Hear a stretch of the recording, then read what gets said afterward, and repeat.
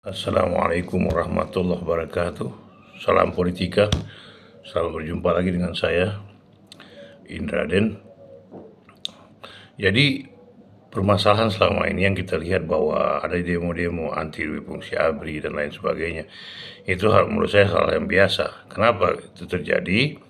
Karena cara berpikir Prabowo adalah cara berpikir militer, yaitu apa? Dia butuh kekuatan untuk menopang dirinya dalam sebuah kekuasaan. Dan dia telah belajar dalam dunia intelijen.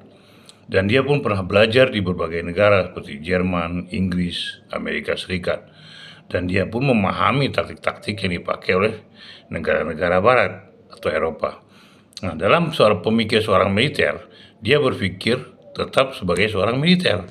Jadi secara psikologi dia tidak bisa keluar dari jalur apa yang telah dia tetapkan, yang dia hidup selama ini, yaitu dalam militer, yaitu apa? Intelijen, isu, PC war, propaganda, dan lain sebagainya. Apalagi Prabowo bergerak dalam dunia komando pasukan khusus, lalu terlibat lagi di dalam Kostrad yang strategisnya itu perang, yaitu seperti penyusupan, penaklukan, dan lain sebagainya, penguasaan area. Inilah yang telah terjadi. Jadi bila kita melihat Prabowo saat ini, itu jangan diherankan dan jangan kaget dengan itu, karena kita telah memilih dia sebagai seorang presiden. Itu satu. Yang kedua, dia hidup lama dengan Soeharto, dan dia tuh mantunya Soeharto, seorang jenderal yang memiliki pola pemikiran Dwi Fungsi ABRI merupakan bagian dari kebutuhan dia terhadap kekuasaan yang dia kuasai. Kenapa? Karena dari fungsi ABRI itulah dia bisa berbuat apapun. Dia dapat mendapatkan laporan intelijen, dan lain sebagainya. Jadi pola militer ini merupakan bagian dari yang ingin diterapkan oleh Prabowo. Karena apa? Dia melihat segala sesuatu itu berdasarkan data-data konkret yang diberikan intelijen kepada dirinya sebagai seorang presiden. Nah, mungkin ada beberapa hal yang kita lihat di sini, bahwa satu, Prabowo sedang mengalami hentakan dari beberapa negara. Seperti siapa? Amerika Serikat, Uni Eropa, apalagi dengan sikap Trump, presiden Amerika saat ini, ya, seperti penaklukan, melakukan kekerasan, PC war, dan lain sebagainya. Dan mereka Amerika Serikat dan Eropa selalu bermain dalam intelijen. Untuk apa? Mempengaruhi masyarakat, mempengaruhi kekuatan. Lewat siapa? Orang-orang yang ditanam dalam wilayah-wilayah Indonesia. Khususnya di mana? Di bagian-bagian orang-orang yang memiliki jabatan-jabatan khusus terpenting dalam wilayah Indonesia. Jadi mereka memiliki jaringan-jaringan yang kuat dalam posisi Indonesia. Jadi seperti itu. Nah, jadi jangan heran bila Prabowo memainkan ini. Jadi isu yang dimunculkan Dwi Fungsi ABRI ini adalah, menurut saya pribadi, itu merupakan bagian dari proses Prabowo untuk mencoba sesuatu diterima apa tidak, apa yang telah dia idekan. Seperti itu. Apakah Dwi Fungsi ABRI ini bagus? Karena apa? Yang saya bilang tadi, dia hidup dalam kalangan militer dari awal dia usia belia hingga dia berkuasa. Dia pernah hidup dalam lingkungan Soeharto, dengan cara berpikir Soeharto, dengan cara bertindak Soeharto. Yang membedakan dia lebih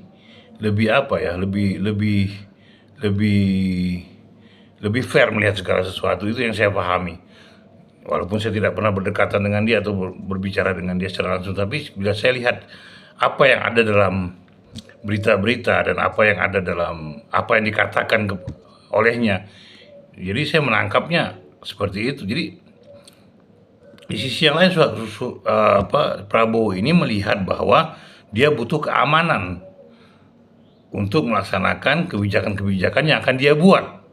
Dengan apa? Dengan struktur militerisme, yaitu apa? Kenyamanan, keamanan, kestabilan. Itulah pikiran-pikiran yang telah melekat pada diri dia. Jadi ketika dia membuat sebuah ke apa, ketika dia membuat kestabilan dan kenyamanan bagi kebijakan yang dilakukan, yang mempertahankan ini siapa? Yaitu tadi, alat-alat yang bisa digunakan secara langsung, yaitu apa? Militer. Karena dia berasal dari sana, dan banyak jaringan dia dalam militer. Dan orang-orang yang berdekatan dengan dia, baik pensiunan maupun yang aktif, itu orang-orang yang memiliki kualitas. Seperti itu yang saya lihat ya, khususnya dalam intelijen.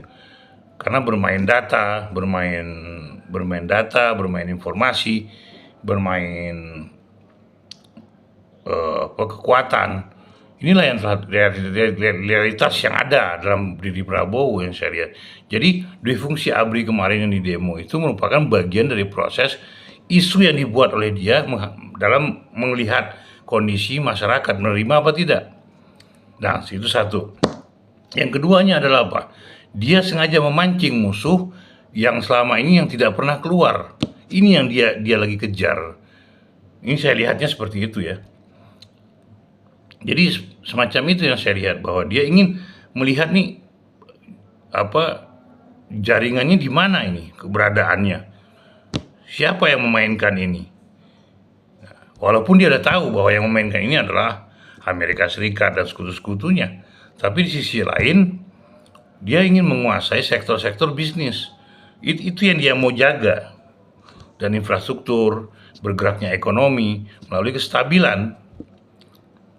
Ya, kestabilan itu berada pada jangkauan militer. Inilah yang dia ingin terapkan. Itu yang ketiga, dia ingin memiliki kesatuan pemikiran, khususnya untuk elit dan para politisi.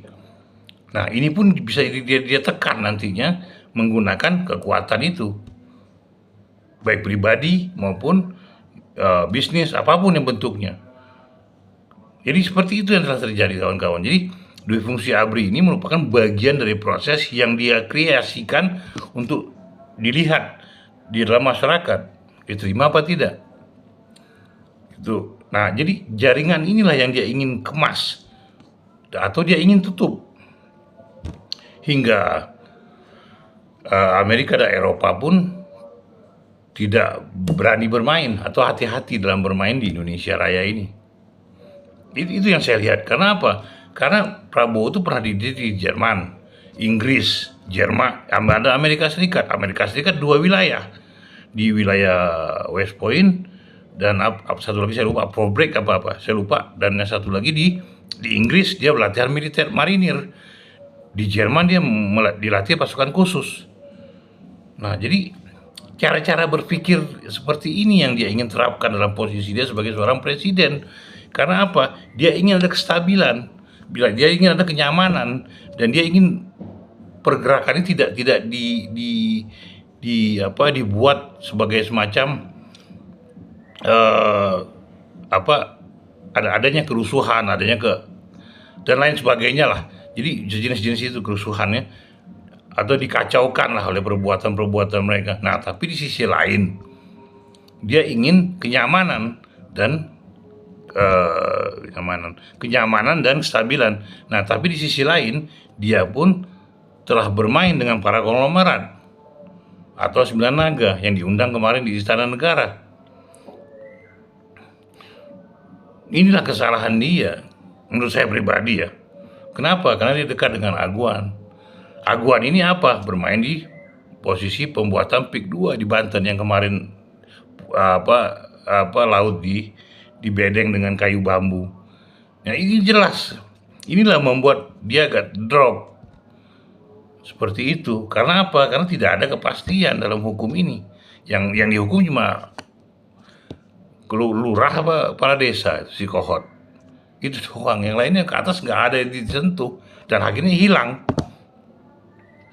Jadi seperti itu teman-teman semua. Itu satu sisi. Nah, di sisi yang lainnya pun menteri yang mengurusi ini pun diam akhirnya. Cuma sebentar, banyak ngomong, lalu hilang. Ya apa? Nah, ini masalah juga bagi saya. Akhirnya memunculkan hitungan-hitungan musuhnya jadi serangannya makin kuat nantinya gitu. Tinggal tunggu waktu untuk melakukan hal ini. Jadi seperti itu. Nah, Yang lainnya adalah eh, Prabowo ingin memperkuat basis dia. Dia ingin dijaga dan setiap kebijakan dia dilaksanakan. Ini yang dia ingin kejar. Seperti itu. Nah, ini pun dia sudah mulai merapat ke bridge dengan masuk jadi anggota New Development Bank, banknya bridge. Nah, inilah yang tidak disukai oleh Amerika Serikat. Nah, lalu dalam pola-pola Barat atau Western itu selalu menggunakan kekuasaan dari pihak-pihak yang memiliki kekuatan ekonomi seperti apa, George Soros, Rothschild. Nah, ini akan dimainkan nanti. Nah, 98 kejadian akan terulang. Tapi apakah mampu? Tapi tidak, saya rasa, karena beda zaman ya.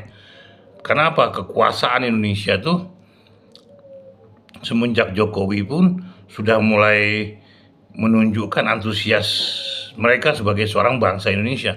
Itu yang saya lihat ya, saya amati dan saya nilai seperti itu. Nah, jadi pola Prabowo inilah yang akan dia akan menggunakan ini untuk apa? Membackingi diri dia dalam kebijakan-kebijakan yang dilakukan agar dia berjalan secara smooth dan juga berjalan secara lancar, fluent. Jadi tidak ada hingga dia tidak berbuat hingga ekonomi ini berjalan dengan stabil seperti itu. Nah, ini yang akan dia buat. Tapi Amerika melawan dengan berbagai cara. Seperti itu. Jadi ancaman Amerika sekarang bukan dengan sistem militer, tapi dengan sistem ekonomi. Bila tidak mampu melawan ekonomi dengan ekonomi, malu dia masuk dalam dunia militer. Nah, jadi seperti itu kawan-kawan semua. Jadi pola yang dipakai oleh Prabowo ini merupakan bagian dari proses dia untuk melaksanakan kebijakan-kebijakan biar lancar. Nah, kenapa dia menggulirkan Dwi Fungsi ABRI ini? Saya tidak melihat adanya komunikasi antara pemerintah dan rakyat, tidak ada saya melihat itu. Karena apa? Karena semua prosesnya berlangsung dan berjalan begitu saja. Ya, seperti itu saya lihat. Nah, dulu kan militer hanya memiliki 10 jabatan di peranan sipil, lalu ditambah lagi menjadi 14. Ini sebuah pertanyaan juga buat kita kan, akhirnya kualitas masyarakat sipil yang memiliki kualitas untuk 10 bidang, 14 bidang ini hilang lagi. Nah, inilah yang menjadi acuan. Bahkan yang kemarin demo anti Dwi Fungsi ABRI itu pun, itu saya melihatnya bahwa itu merupakan bagian dari proses yang bukan kesadaran, tapi dibuat berdasarkan perintah dengan menggunakan mahasiswa. Kenapa mahasiswa? Karena mahasiswa memiliki nilai jual dalam dunia pers. Pers membutuhkan berita, pers juga membutuhkan iklan, pers juga membutuhkan uang. Dari iklan inilah mereka dapat uang. Seperti itu. Kenapa tidak menggunakan masalah biasa? Karena kurang greget. Tapi kalau menggunakan mahasiswa, maka akan dilihat oleh pers. Seperti itu. Nah, dalam sisi lain pun Prabowo selalu pernah berbicara tentang bahwa pers itu telah dikuasai asing. Dan saya telah tahu siapa-siapa mereka itu. Itu sudah terjadi. Nah, jadi yang terdekat dengan Indonesia itu siapa? Singapura. Dengan pola Prabowo buat seperti ini, menghancurkan ekonomi Singapura. Pembuatan pelabuhan yang dekat dengan Singapura, lalu nyetop ekspor minyak dan gas dan listrik ke Singapura, nggak mengganggu. Seperti itu. Nah, sementara Singapura bukan pusatnya mesin intelijen Amerika dan Israel untuk menganalisa keadaan yang ada di Asia Tenggara ini. Jadi seperti itu. Jadi Amerika nanti akan menerima informasi-informasi dari Singapura. Seperti itu. Malaysia, Inggris. Dia menyaring beberapa berita-berita khusus Indonesia. Jadi Indonesia itu dipantau oleh 3 negara, Australia, Malaysia, dan Inggris. Karena ini semua bentukan Inggris. Seperti itu. Nah, inilah yang membuat Prabowo ingin mempertahankan dirinya melalui dua fungsi ABRI. Untuk apa? Membackup diri dia. Karena dia melihat mertuanya pernah melakukan itu dan berhasil. Tapi dengan cara dia nantinya, dua fungsi ABRI ini.